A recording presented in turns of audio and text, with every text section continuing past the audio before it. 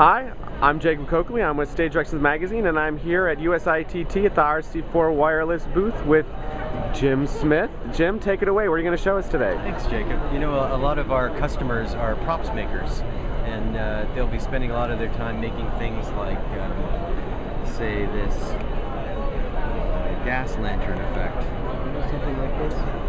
So the average props maker spends a considerable amount of time creating the visuals, the shell of what this might be. And that often happens in a prop shop that's far away from where the theater is.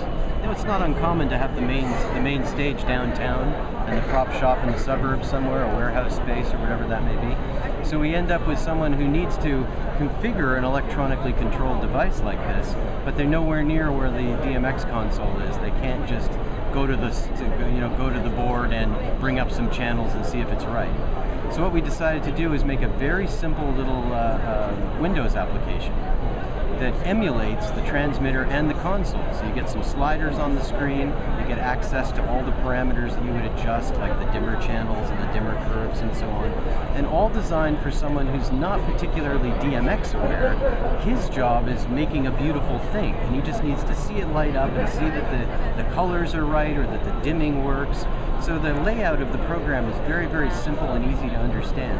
And one other feature we give you is the ability to name the device.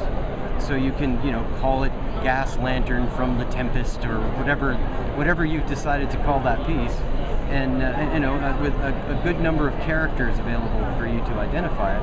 And that information is downloaded right into the dimmer itself. So later, when you're looking for a piece or trying to figure out where you had used something last, or a little memory jog, that is recallable right out of the unit back onto the screen. So I think this is a really good way for prop makers to manage their inventory of pieces. Can you show us a little bit of that? Yeah, exactly.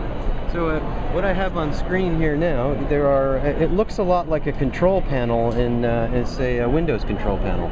We start with the dongle, which is our RF technology. And it is assigned a COM port, and usually it'll be the only one plugged in, so you'll select that.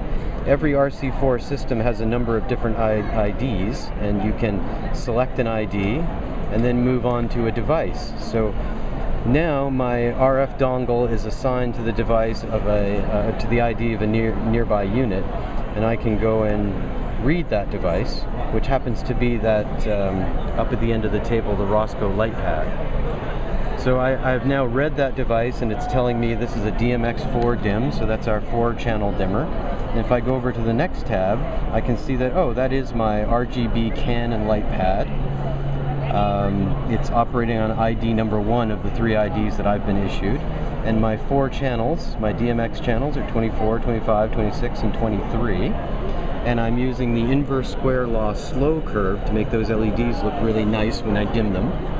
And now, just to ensure, and of course I can change those to set them up on the channels that the lighting designer has asked for, whatever I need to do to accommodate the show.